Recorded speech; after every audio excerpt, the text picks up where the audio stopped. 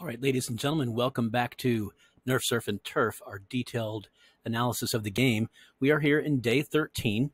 So as you can imagine, there are now cannon aplenty on the map. There are now cruisers on the map.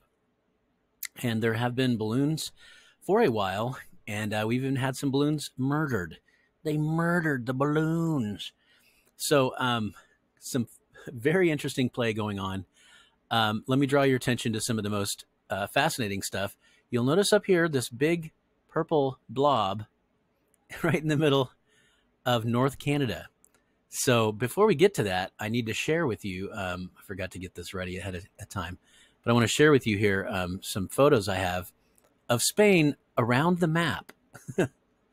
So here is Spain inexplicably showing up in northeastern Belarus. That's just Spain. That's just Spain right now. That's okay. All right. But I'm not done, because here's the Spain that's in Scandinavia. Spain-Danavia. And then, of course, there is the Spain we initially looked at here in northern Canada. It's just Spain. Northern Spainada. Like, it's just Spain in northern Canada. No Spanish troops, just Spain. And then finally, of course, we do have Spain in Africa. Here we are in the Tangiers here in Morocco. So, and somebody did, I think I'd mentioned that maybe Spain had captured this, but somebody was talking about the possibility that maybe this was a trade. And in fact, most of these are guaranteed to be trades, but Spain is up to something. I don't know what, but I guess it'd be safe to say this because I'm delaying this. I do have a continental achievement, and the continental achievement will come when anybody has a territory in all 4 of the continents. So right now, Spain has a territory in North America, Africa, and Europe. But folks, it's gone now, by the way. But Spain did have this territory in Belarus, somewhere in here. It got taken back almost right away. I checked. Belarus is considered Eastern Europe. And just a few miles east into Russia, that would have been Asia, that last continent over here. So that would have been a big prize, that 4-continent continental achievement. Very close, and way earlier in the game than I even expected to be thinking about it, frankly. But Spain, and then of course, I didn't even catch this earlier. This is new. Spain here, like, what in the hell? So that was like remote territories that Spain just had in Canada, in Africa, in the Mediterranean, and then in Eastern Europe, and then in Scandinavia up here. And of course, that's not a mystery why Spain has that. We all saw that he did earn that victory fair and square up here, that achievement to gather up that territory. There is a achievement going on right now, the Sad Fisher Boy Challenge, for this territory. This territory has everything you could wish. Railway, harbor, and I'm going ahead and just building forts until somebody comes and claims that prize, because whoever claims it, when you have to sustain a territory that far away, there's going to be a morale penalty for it being so far away from the capital. That's why I'm trying to build these morale supporting structures to make it more of a prize when you get it. So if anybody can find those 4 lonely Norwegian fisher boy, then that territory will be yours. All right, as we march around the map, again, a lot of hostility up here. We do see that central United States has attacked up, and somehow, probably a water landing, managed to land and capture territory from northern Canada. Northern Canada's marching troops down, but is also concerned, obviously, about losing their capital here. So some of the earliest first changes of territory here in North America are taking place. Now, I imagine what happened is either central or southern United States. It does look like it's strictly, Great Britain's coming in to clap some eyes on what's going on here. But I'll bet you that central United States also took this and then traded it to Spain. Now, I don't know if there was a reason for that or just to be a jerk, because now northern Canada would have to declare war on Spain to get his territory back. I don't know if that's the case or not, but what I do love is this airplane just disassembled and put onto the backs of pickup trucks as they're driving all the way down to Montreal, where one has to assume they will be building an airfield soon so that that plane can actually take off and fight. So that might be something of use over here. We do see a balloon down here from Canada. Northern Canada. Okay, good. I was like, uh-oh, that better be Northern Canada. And it is. That's their Nerf player. We see there are cannon on the map, but he's just waiting there because he's worried about the 2 cruisers on the map. Cruisers here are now engaged with some infantry that are coming towards them. Looks like that infantry will lose the overall battle, especially if Greenland stays alert and kites away from him. So these cruisers are going to be a severe danger to the United States here. I believe this is northern U.S. here. And, you know, I see this guy over here. He's trying to protect the capital, and I don't blame him. But I would position this guy maybe somewhere between here, keeping in mind that cannon do outrange cruisers, and keep him where he can protect Boston and New York. In fact, I'll bet you there better be a cannon building in New York. I don't know if I can see those or not when they're being built. I don't think I can. Yeah, I can. I can see them. Okay, that's good. Boy, he should have. But, you know, one thing that Benaiah was telling me as we were kind of just chatting about an unrelated topic is that in this game, everybody is so resource starved. And that's exactly the way it was in our Alliance game. Anytime that we're only allowed a limited amount of gold marks, you find yourself how often you probably rush little things here and there and, you know, kind of give little bumps to morale or whatnot that you don't even think about. But when you are being rigidly careful with those gold marks, you will find that's where it hits you hardest, is right there in the resource bank. So, all right, let's go ahead on from the New World down and around here. We do have, looks like potentially Morocco might have traded. That might be what happened here. Well, in fact, I can just go ahead and see, is Morocco at war with anybody? French West Africa and Austria-Hungary. Austria-Hungary hanging in there. Several people down here. I believe Benaiah is at war with Austria-Hungary. And so they're just down there going, please, kill this guy. He's just up there with his capital, just laughing, at war with, like, everyone. So, okay, it does look like there was a trade here between Sweet Salt and Harcold. Not sure why. It looks like it's just a wheat for a wheat. So I don't know what the thinking is there, but good for them. I like seeing this kind of interesting intrigue. It does look like we now have between the libertarian boys down here, the Libby brothers, looks like we do have somewhat of a truce going on. I don't see a militarized border here, so clearly something has gone down. I see a lot of activity over here, so there's potentially a coming clash with Italy, but Italy has a cruiser in the water, and I believe is building at least one other cruiser. Let's check Rome. Thought I saw one in Rome. Maybe not. Maybe not. Again, just we all have a drastic limitation. I say we, but, you know, I'm starving for resources. Look at that. I don't even care. I don't even care. I'm like, oh, my people are starving. So what? I got a game to MC over here. Let them eat cake. So, I mean, I'm just not really concerned about resources because I'm a non-entity. I'm a neutral MC caster here. So anyway, lots of stuff going on here, though. It looks like we are moving eastward, possibly for a push. Yeah, could be a push here into Arabia in the near future. When we see cannon moving over, we see infantry moving over. It does look like no matter what else happens, they are going to be capturing French West Africa, which I think will actually take some pressure off of a lot of the players over here. French West Africa, anyone? No, my goodness, though. At war with 5 countries. That is not good for morale. That's going to be hurting a lot. That was Benaiah.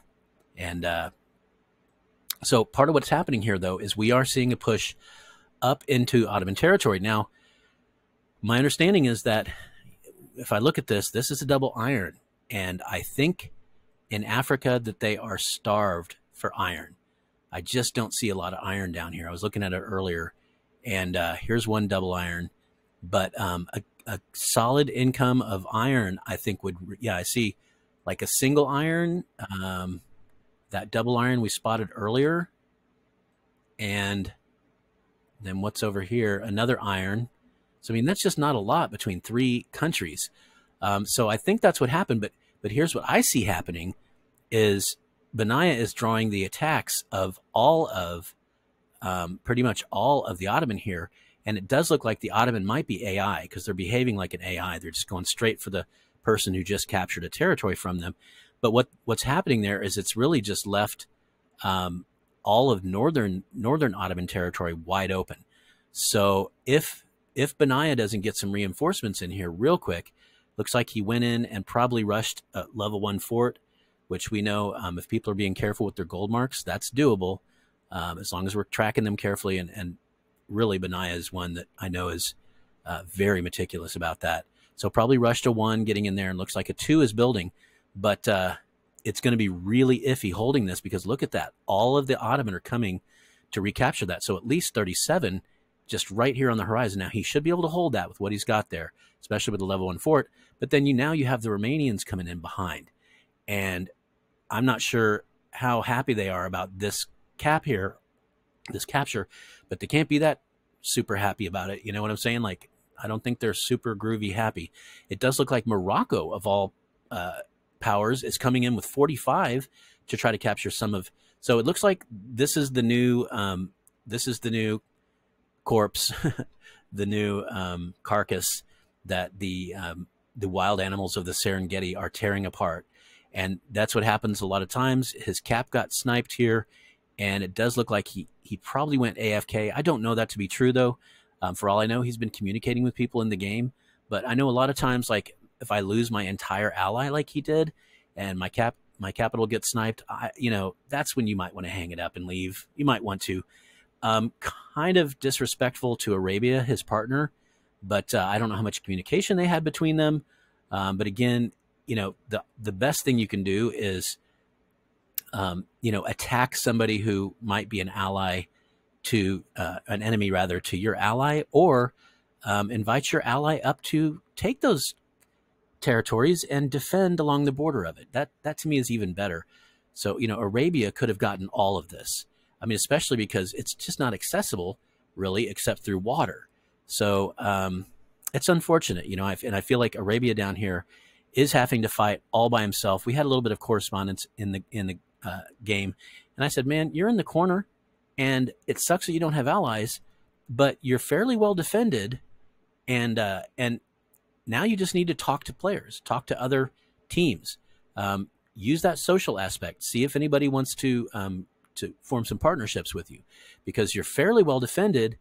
And, any one of these, I would say particularly this team down here and specifically Hemland up here may be interested. Hemland and Raya Force might be interested in having an alliance. So in particular, these two teams might be interested. And I was like, you might find yourself the belle of the ball there between two competing teams. We have still a lot of back and forth going on up here in Europe. Again, Britain is still holding on to these 4 territories here on the mainland and still landing people there pretty regularly, as makes sense. Now, what happened was, as this is what I was talking about, as Poland left the game, he did, in fact, this is great timing, he did exactly what I said the Ottoman probably should have done, which is either, I think the best thing for the Ottoman to do would be to fortify the borders and invite his ally to come up and capture all these territories. But the second best thing he could have done is attacked against whoever is deemed the biggest threat in the region. And that seems to me exactly what Poland did. Poland went ahead and attacked hardcore. And is this still Poland here? It is. Attacked up through here and did some pretty devastating damage to Sweden up here to Harkold. Hertz. God damn it. There's too many H. Harkold, Hertz, and Hemland. It's too much, guys. But no. Anyway, Hertz. So this team up here taking some hits. They'd made some progress down into Europe, and then all of a sudden this really aggressive death sort of punch coming from Poland has really hurt. But then it looks like what he's trying to do is go ahead and allow Britain to take those Polish territories, and that's what Britain is doing. But oh boy, what a thin layer there will be there. It does look like he's attacking into Prague. It does look like he will not probably get that. Prague defenders do have the 50% defense here, so no, even with this support, I don't believe that's going to do anything. Close battle, though. That would have been a nice little snag for Poland. So Britain has taken over, but I just don't know if they can keep it. But this is Polish. So Poland is, look at that. Poland just has a chain of destruction through this entire region. So I would suggest to you, this is the way to go out. He wants to help Great Britain, his ally. And so he just pretty much sent a chain of destruction through here. Looks like he got stopped maybe up here, or maybe he just stopped voluntarily here. And then now he's tearing through all of these. And I don't see anything that's going to stop him anytime soon. So even though Britain is holding this stuff very loosely behind, there's not a whole heck of a lot in the region that can challenge that. In fact, one of the largest armies right now is Austria-Hungary's lone territory country. And then, of course, France is doing just fine.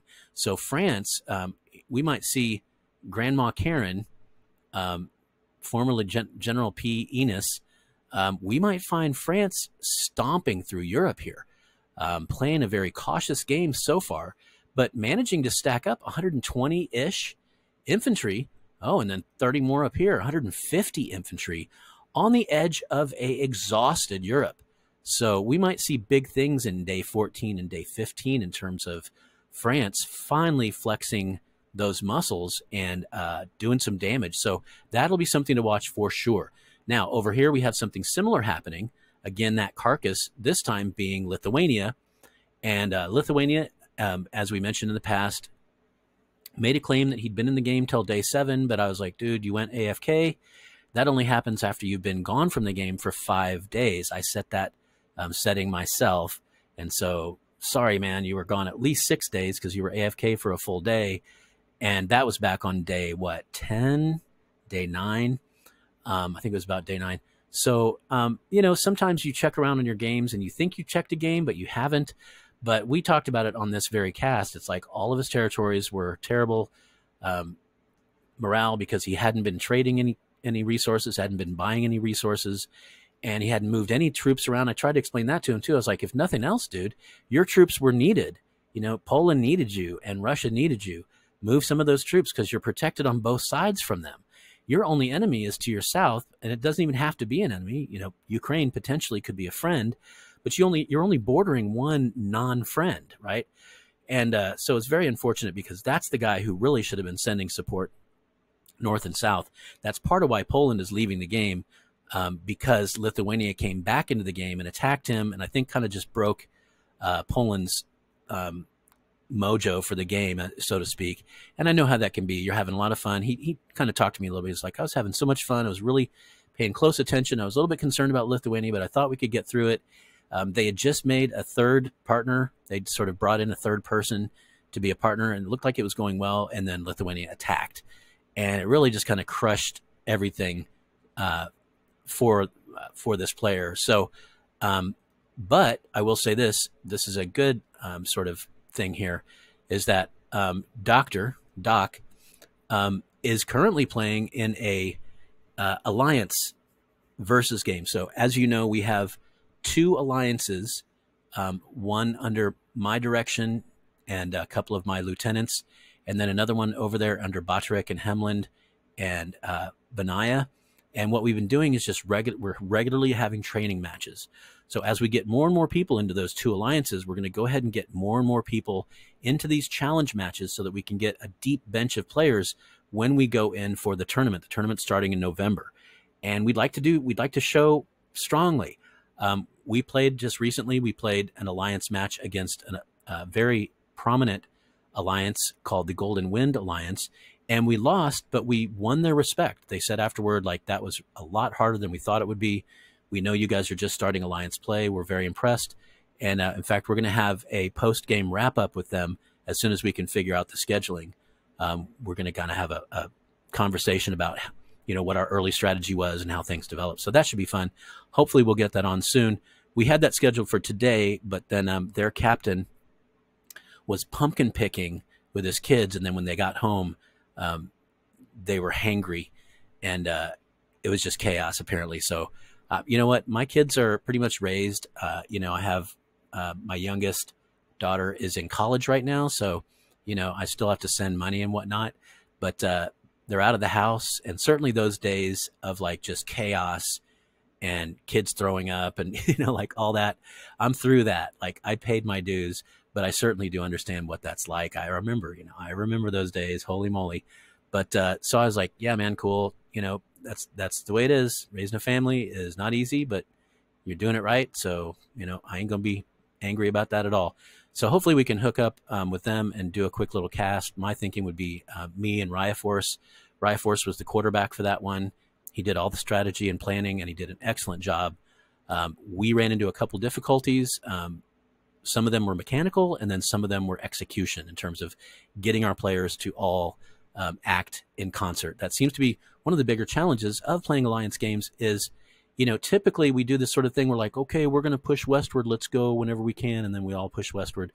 In Alliance play, no, it's not that. It's I need you to send 100 troops. I know you can spare 100 troops. I need you to send them to a rally point. And then from there, I need you to attack directly into X territory.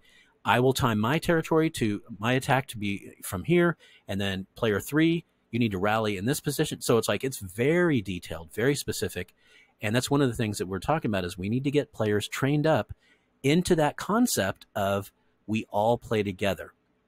And by the way, we really want to have enough games to where everybody gets to be the quarterback.